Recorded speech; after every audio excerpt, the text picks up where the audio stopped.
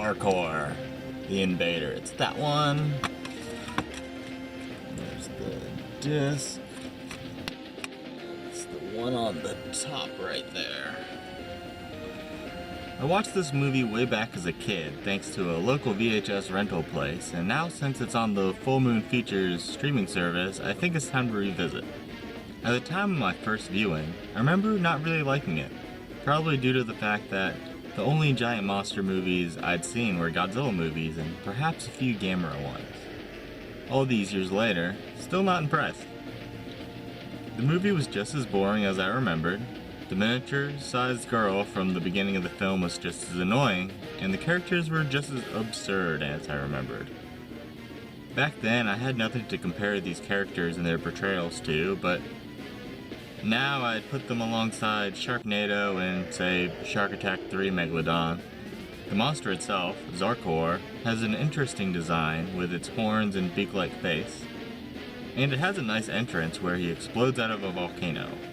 The movie is boring though, even through the city destruction scenes. Again, the characters are really bad, and the way they defeat Zarkorr is pretty predictable once you get to that point in the movie. On August 7th, 2016, I gave Zarkorr a 3 out of 5. So, I talk about his great entrance. That is, I think it's at the end of my intro to my normal movie reviews. It's like an explosion behind him. He's like... So that's that. So, Zarkorr was made by Full Moon Features.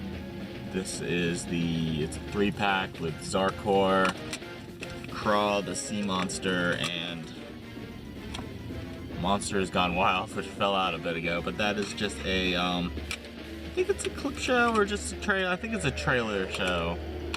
It's, nothing, there's not even a lot of monsters. Well, not a lot of giant monsters. Anyways, we're also going to talk about Kraa.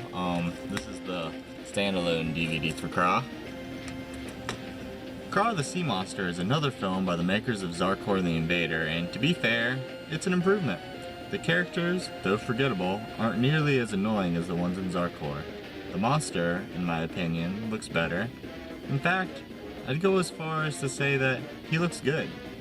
The effects are better than Zarkorr as well. I particularly remember being impressed by the effects and cinematography in one nighttime city destruction scene. The movie, again, is a little boring. I know this seems to be something I say about a lot of movies, and it is something that I've come to expect when viewing older foreign movies, but this movie doesn't have any of those reasonings. The worst part about this movie is that it's forgettable. I brought this up with the characters, and it's a problem throughout. Even though Zarkorr was defeated in a highly predictable and slightly stupid way, I don't even remember how Kraa was defeated, and I watched both of these back to back just the other month. But again, I love the monster itself. Kraa looks amazing. Sadly, he didn't get to make it in any future films. On August 7th, 2016, I gave Kraa the Sea Monster 3 out of 5 stars. Thanks for watching.